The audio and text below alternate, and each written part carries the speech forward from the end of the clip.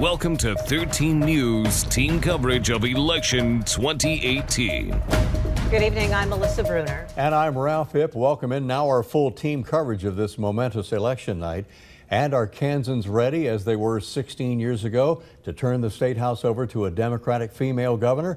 Laura Kelly is still well on her way to accomplishing that feat tonight. It is not a wide margin of victory, but one that many people are calling nonetheless, saying there just are not the votes left out there for Republican Chris Kobach to close the gap on the current state senator Laura Kelly. That has made for a very joyous atmosphere around the Ramada Hotel in downtown Topeka right now, where 13's Tiernan Shank is following the Laura Kelly watch party tonight.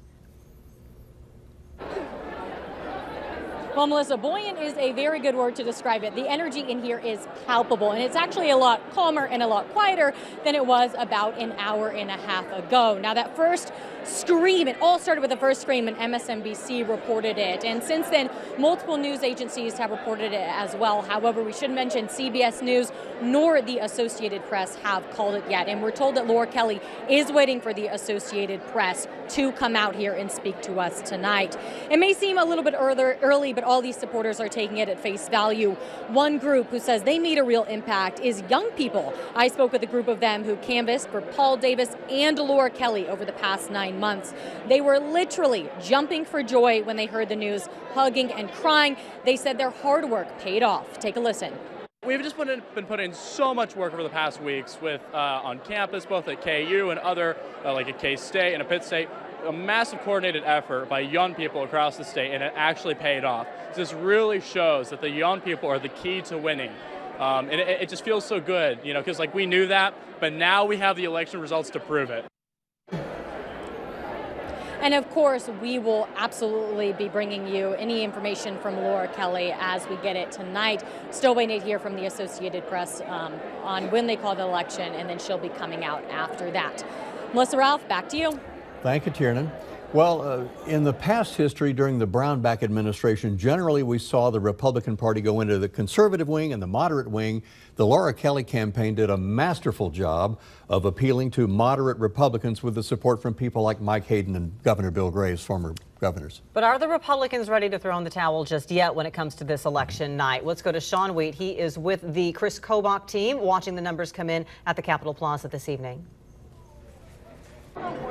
That's right, Melissa, Ralph, and those numbers are not coming in their favor at this point, as you pointed out a little bit ago. Actually, if you notice, Riley County, they actually came in with Laura Kelly ahead when they predicted their final numbers. So again, they are unofficial numbers, but again, Riley County would lead with Laura Kelly. Those smaller numbers really added up throughout the evening. Now, we did talk to Kelly Arnold, the Republican Party chair, and he said they're not ready to call it just yet. They are waiting for more and more votes to come in because he said, quote unquote him, Republicans vote on Election Day, where the Democrats did a lot of pushing for advanced balloting and advanced mail-in ballots too. So they're really hoping the Democrats pushed that way, Republicans pushed Election Day. So they're not ready to call this just yet, but we've found out that Vicki Schmidt and Derek Schmidt will be talking here in the next 30 minutes, and following those two remarks, then we'll have Kansas Secretary of State Chris Kobach give his remarks. Do we know what he's going to say? Is it going to be a consensus speech? We just don't know at this point. We're hoping to hear from him hopefully in the next 30 minutes. If he comes down during this newscast, we'll of course bring it to you live right here on 13 News. Melissa, Ralph? All right, and the races that Sean just referred to there, Insurance Commissioner and Attorney General, we'll get you those numbers in just a moment. But first I want you to get a little bit of a perspective. People are asking, how could this happen? Let's take a look at the map from the Secretary of State's office on how the votes are falling this evening geographically across the state of Kansas. And what this means is what areas Chris Kobach was taking, what areas Laura Kelly are taking. And what are we seeing here, Chris Melissa? Kobach carried the counties that are in red. And if you look at this map, you go, well, then how on earth could he not be the winner? Well, it's because you win not based on square mileage, you based on the number of people who vote. And Laura Kelly has carried the counties this evening that have the most people. Shawnee County, Douglas County, Riley County, Lyon County, Sedgwick County, Wichita, all going Laura Kelly's way. And as you look at the margin of votes right now, you'd have to make up, Chris Kobach would have to make up 60,000 votes in the sparsely populated western Kansas counties that are still out. And the general train of thought here is that those numbers just aren't there. And that is where Laura Kelly is going to carry her way to the governor's office. I would mention, Melissa, in the numbers we showed coming on at 10, Laura Kelly still at 49%. And that's, you know, maybe a little glimmer of hope for the Chris Kobach camp. She had been over the 50% mark earlier, but at 49 to 42% right now. The race that is still a toss-up, though, is the 2nd congressional district of the state of Kansas. That is the one that goes in that swath from the top of the state to the bottom of the state and includes Topeka and Lawrence. Paul Davis, Steve Watkins, statistically tied here at 47% each. So this is a race we cannot call at this point in time. But here again, the Democrat Paul Davis carried the 2 populous counties in this district, Shawnee and Douglas counties. Steve Watkins right now has carried the rest. So we'll see if that has enough votes left out there. Marshall and Woodson still have to report, see if that's enough votes for Steve Watkins to close the gap. But this is a big one nationwide, Ralph. Well, as you're seeing here, CBS News and all the news organizations early have called this race for Sharice Davids over incumbent Kevin Yoder, Chris Clemens with only 2% there. Sharice Davids, raised by a military mom. She is an LGBT candidate in this wave of female politicians who are appealing to the masses, and she cracks the block with a 53 to 44% win over Kevin Yoder. She'll be the first LGBT Native American woman elected to Congress. We go back to that 2nd district race where it's still too close to call. Paul Davids has been watching these numbers come in Lawrence, where he is from, and that is where we find Juan Cisneros this evening. Juan? Well, guys, I'll tell you, you guys were right. This race is still a deadlock, and even though the people here are excited, and every time a Democratic candidate is shown on the big screen that they have won, they hear cheering, and they're still waiting to hear if they're going to be able to cheer for Paul Davis. There has been no sign of him here yet. We've been told that he is scheduled to speak once the race is called. So right now, they're just waiting around and celebrating every time a Democratic candidate is winning, and we'll be keeping you up to date here with what's going on here once we find out the results of that race as well, guys. A nail-biter in the 2nd congressional district. This reminds us of the Chris Kobach, Jeff Collier governor primary we had in August, and that one within a few hundred votes. We'll continue to watch that. Let's take a look at some of the other legislative races that are happening around the area this evening. If we get some more numbers for you, several incumbents in the state house, or do we want to go statewide races? Let us know, folks. Pull up a number and let us know what you want to see. I would mention, Melissa, of course, the Kansas House. Every seat in the State House is up for grabs. We're going to go to Congress in the big first with Roger Marshall, and he's got 2/3 of the vote over Alan LaPolice. LaPolice ran last time after Roger Marshall 2 years ago. You remember, a little more than 2 years ago, he defeated Congressman Tim Hulskamp in the primary, won a term, and back for his 2nd term in Washington. Roger Marshall, the winner. Ron Estes had no trouble after defeating the other Ron Estes in the primary in August, defeating James Thompson, who ran against him last time 2 years ago. 58 to 42%, a big win for Ron Estes, the former state treasurer. So we've had 2 former Kansas treasurers go to Congress. Lynn Jenkins leaving. Ron Estes is going to stay for a while. Some other statewide races on the ballot tonight. Of course, all the statewide races on the ballot. In the Secretary of State's race, we had the state representative Scott Schwab for the Republicans, Bam McClendon calling himself the Google guy, Brian McClendon. On the Democratic side, Scott Schwab is leading, but we still have some precincts out, so we will wait to see how that race shakes out. Attorney General Derek Schmidt has been declared the winner for another term, defeating Democrat Sarah Swain. And then how about the state treasurer's race? Jake LaTurner was appointed, the Republican was appointed to the office after Ron Estes left to join the Congress, and Ron Estes appointed to Congress after Mike Pompeo joined the Trump administration. Jake LaTurner elected to a full term in the treasurer's office. And Ken Selzer had been the insurance commissioner. He made a very short bid for governor. That opened up that office for Vicki Schmidt. She's been declared the winner, 62 to 38% over Nathaniel McLaughlin, whom we heard from live earlier tonight. So what we have are several open state Senate seats, and so various precinct committees will be getting together to name successors for the Kansas Senate. Well, the city of Topeka sales tax question, and by a 2/3 margin, it's a winner. 26,117 yes, 16,346, so it's a 62 to 38% margin. We're going to call on Curtis Sneeden to come up from the Greater Topeka Partnership.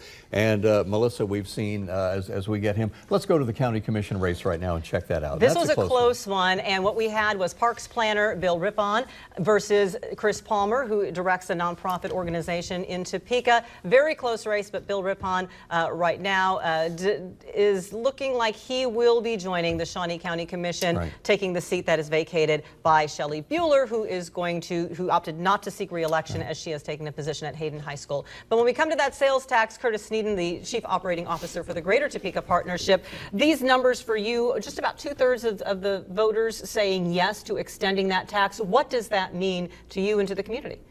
Well, we're just delighted to know that voters in Topeka have put their trust in the program that the city of Topeka has undertaken to fix our streets, and agree with us that we need to continue the Fix Our Streets program for another 10 years. I think it means they can see that the streets are improving, and they know that we're on the right track. Curtis, when we had a bit of fluff over businesses along Wanamaker with the orange cones, my customers can't get to me, but the improvements along Wanamaker Road and now 6th Street, they've been fantastic, to be perfectly honest, the infrastructure improvements. Do you think that Topeka voters noticed that and they said, well, we'd like for this to continue for another decade? Were Wanamaker and 6th selling points for the sales tax extension? I think they probably were, and there was another aspect that the city undertook that I think also had an impact, and that's what they call microsurfacing. It's a type of technology that the city has begun to deploy that enables them to treat a large number of miles of city streets that are without milling and overlaying? Exactly. Yeah, exactly. okay. So they take streets that are in maybe B shape instead of C or D shape and get them back up to A shape. And the advantage of that is that it can be done relatively quickly over a broad area. So many Topekans in their neighborhoods in Central Park and Tennessee Town, for example, come to mind, have seen their streets improve, overnight. And I think that was a big selling point as well. You didn't have this go completely unopposed, though. There had to be an adjustment made. The feedback when you started to talk about maybe perhaps asking for 3/4 of a cent. How did you take the feedback that came to that and then ultimately arrive at this question that was on the ballot tonight? Well, I think it became clear that the voters had a point of view about the way the streets in years past have been managed and repaired. But we also know that at this point in time, we have some top professionals there at City Hall who have a sophisticated modern program that they've put into place. So the decision was made, okay, let's account for the fact that the polling we did didn't seem to suggest that folks were prepared to pay more, but I think the results tonight prove that they have faith that the sales tax they're paying now is being managed well and is a good investment. Or generally, Curtis, the Topeka voters sense this is something that we've already been paying, and it's not more, it's what we've already done. Those two big projects I mentioned, those are completed. What happens now over the next 10 years? Do we go into the neighborhoods and improve neighborhood streets with this money? Well, I think that will be part of it. And, I would defer to people like Dr. Jason Peak, who is the Public Works Director at the city, who has been rolling out the city's relatively new pavement management program. And it is system-based, and the whole concept is to raise the average condition of the streets across the city. And so I think what you'll be seeing is the right treatment of the right streets at the right time across the city. So it's not really plausible for me to say, well, now look for work on Huntoon, for example. It's more system-wide, their approach, and I think we're going to see dividends. And just a couple final thoughts. If the numbers hold, what will it mean to the Greater Topeka Partnership to have a member of the Shawnee County Legislative Delegation rise to the governor's office? Well, we're just so proud of Senator Kelly, and also that Senator Schmidt, our two of our senators have ascended to statewide office, it looks like. We will be very pleased to work with Governor Kelly. She has been a friend of the chamber and a friend of mine and some of the other folks down there. She understands our local issues. She's understood our agenda, and we look forward to working with her. One thing we're going to find, she really understands how that legislature works. We're going back to the Senate to pull a governor out of there, so Kansans may be well served by that. Very proud. Curtis, thank you for that. Ralph. It's a pleasure. With the extension, Appreciate you 10-year extension of the half-cent sales tax. Absolutely. Melissa and I were inquiring regarding Senator Kelly and also Senator Francisco. As she mentioned, those county precinct chairs, they'll get together very soon. They have to name those replacement senators to serve for the next 2 years. Right. We have been continuing to follow what has been happening at I'm sorry. Are we going to go to Erica, who has been Cecilia Jenkins is with the Democrats tonight as they have been watching their candidates perform fairly well throughout the evening. Cecilia? Yep, the energy in this room is just unimaginable. Everyone is excited. I have with me Ethan Corson with the Kansas Democratic Party, and I have a question for you. Can you kind of tell me, as they're celebrating so many wins here tonight, can you tell me what this means for the party and the state moving forward? I think it's a great night for the state of Kansas. I think voters sent a loud, clear message tonight that they want to move past hyper-ideological politics. They want to be a state where we can work together to get things done, to solve problems. I think we've got a chance now to make Kansas an even better place. And I think this is a real win tonight for the grassroots activists who supported us, our volunteers, our county party leaders, people who really were out making the phone calls, knocking the doors, and doing the work. Thank you, and as you heard him, it was really a lot of work from the voters here tonight. They're celebrating a lot of the hard work that they put in, like Ethan Corson just mentioned, and we will also be expecting to hear from Laura Kelly soon here tonight, and again, we'll have coverage throughout the evening. Melissa and Ralph? All right, Cecilia with the Democrats, thank you very much. Over on the Republican side, they have, it looks like, a couple of candidates headed to statewide office. In the insurance commissioner's race, Vicki Schmidt with the lead, and also in the Attorney General's race, Derek Schmidt appears to be headed toward re-election. Schmidts. Let's check in with Erica Hall and see what the mood is over there right now. Erica, over to you. Hey guys, so we are dealing with the 2nd Congressional District race here, and it is too close to call. They're actually less than a point difference right now.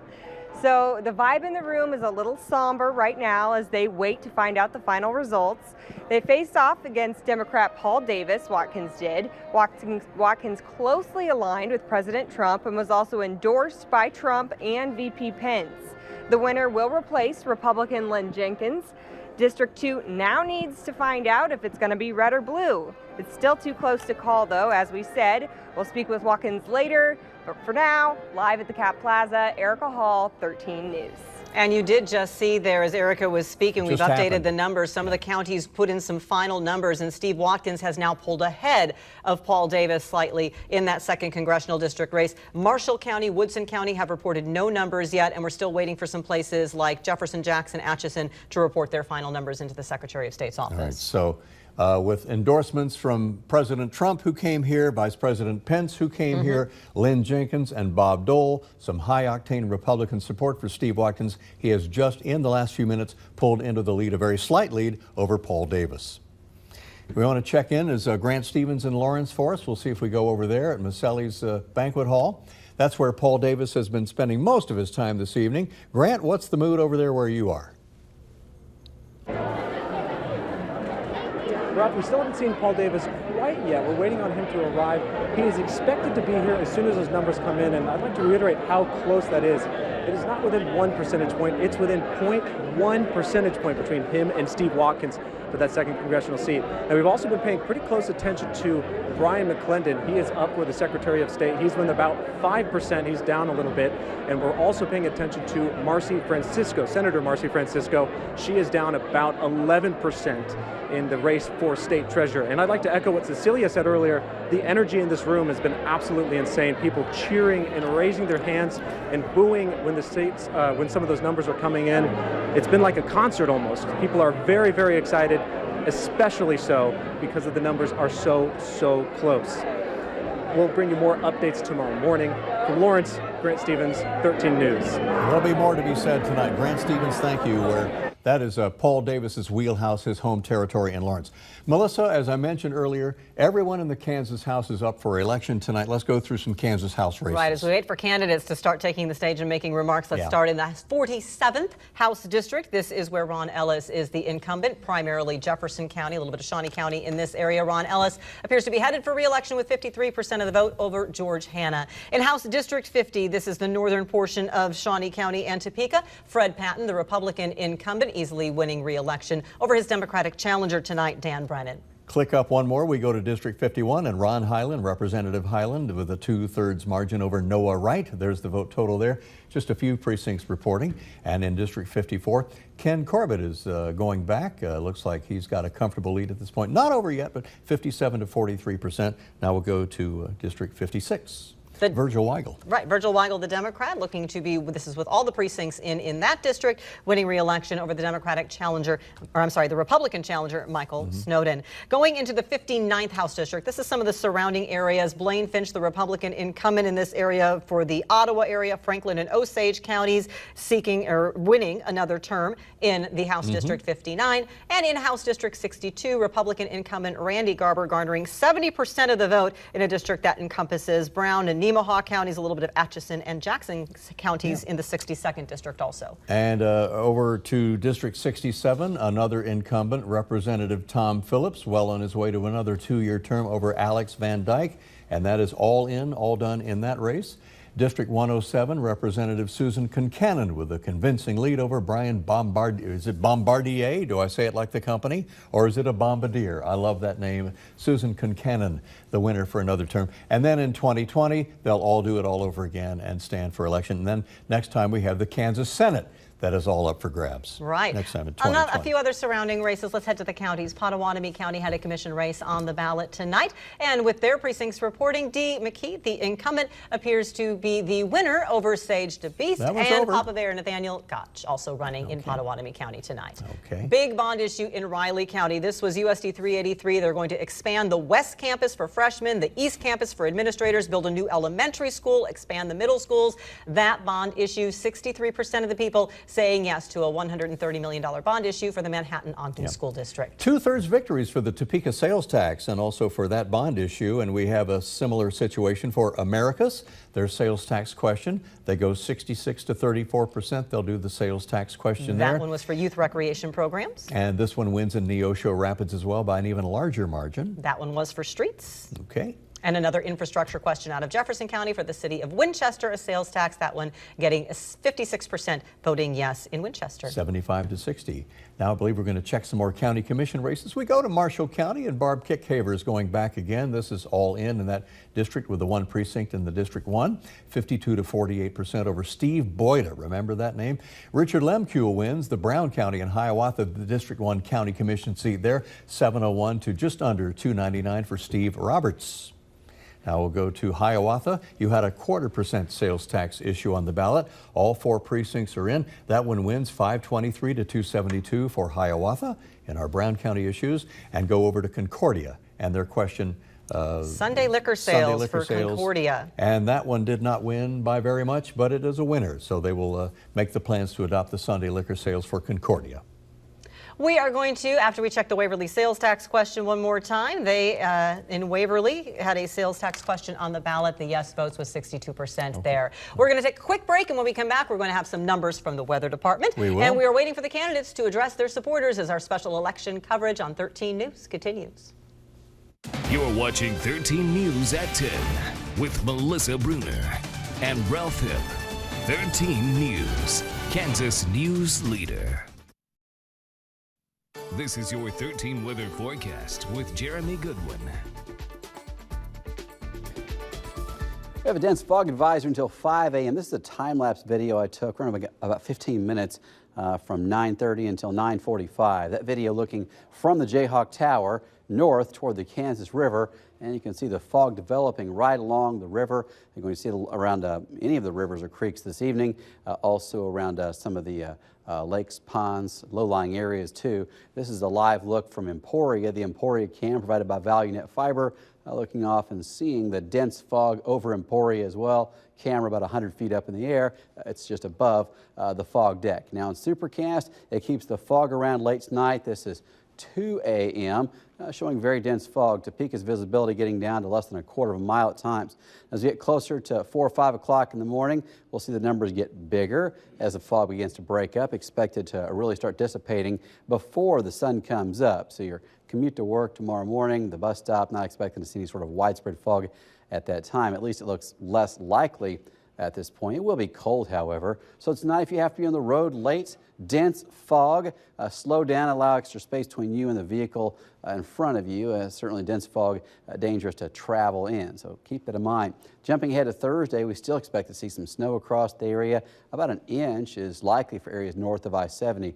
Could be as much as 2 or 3 inches in a few spots. Not a widespread 2 or 3 inches of snow, but maybe a few locations north of a line from Manhattan to Seneca could pick up some spots that high. So visibility less than a quarter of a mile at times tonight. We'll see sunny skies tomorrow, high of 48 degrees, dry and cool. And then Thursday, snow chances move in, could see slick roads. On the Capitol Federal Live Storm Tracker, we are dry. Temperatures are already in the 30s.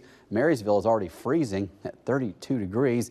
Make sure you have the ice scraper in the morning. You'll need it with thick frost in many areas expected. Upper 20s for Seneca and Marysville tonight for lows. 33 in Dodge City. Topeka goes for 31 tomorrow morning. Tomorrow afternoon, sunny, 48 in the capital city, 50 in Osage City, upper 40s in Emporia and Burlington. And here comes the snow on Wednesday. Supercast slowing it down a little bit, but 10 o'clock in the morning, seeing the snow from Clay Center, Concordia, Abilene.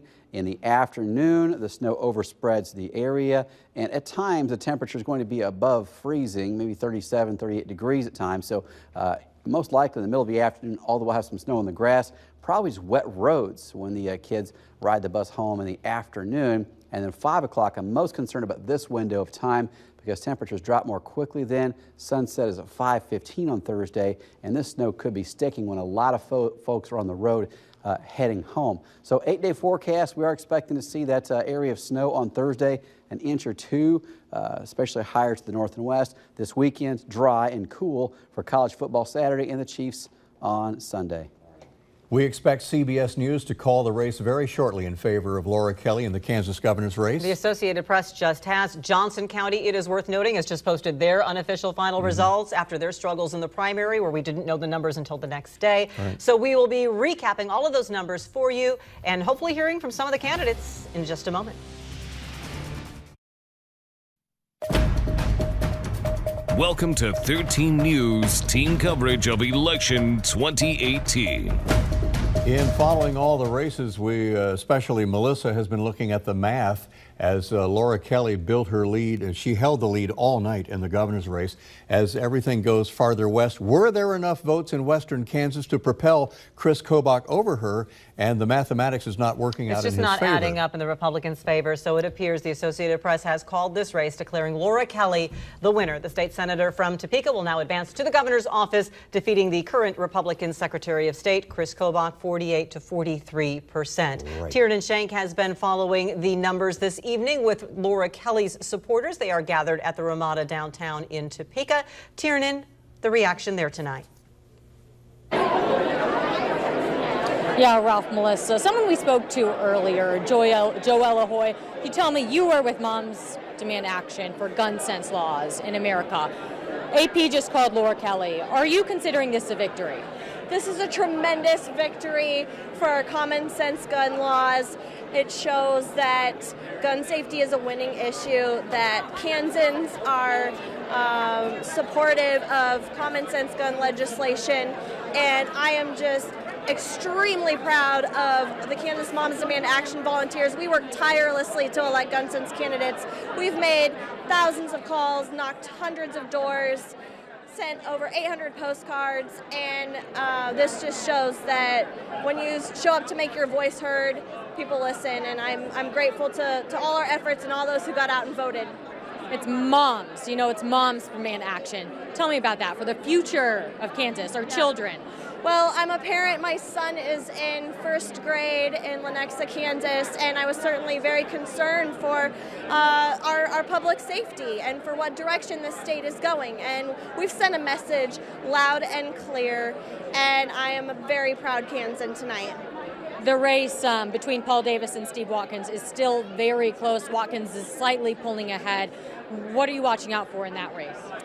Well, I hope that Paul Davis pulls ahead. I actually had heard that it was called in his favor, so I guess now I'm a little more nervous. But I live in Lenexa, so I'm in the 3rd Congressional District, and Sharice Davids is another candidate who's endorsed by Everytown for Gun Safety, another gun sense candidate we've been working for, and incredibly proud that we sent her to Congress. Thank you so much. I really appreciate it. Ralph, Melissa, back to you.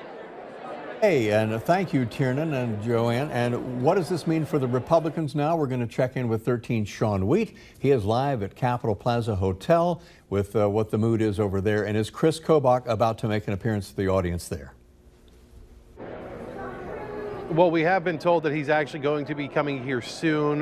We are not going to be hearing from Vicki Schmidt and Derek Schmidt just yet. They are going to be waiting for Chris Kobach to make his announcement here at the party shortly. We don't know when. They didn't give us a timetable exactly, but he will be coming here sometime soon. Now, we did just learn from Kelly Arnold, the Republican Party chair, that he has made the call to Senator Laura Kelly, congratulating her and conceding the race. So again, Kansas Secretary of State Chris Kobach has made the call to Senator Laura Kelly, conceding the race and congratulating her on her win. We will hear his remarks hopefully here a little bit later. This is again a very developing story, and we will have full reaction for you here on 13 News as soon as it's available. All right, we'll go to that as soon as Chris Kobach comes out. Traditionally, the person who's conceding will come out first, and then we'll see if Laura Kelly would follow very shortly thereafter.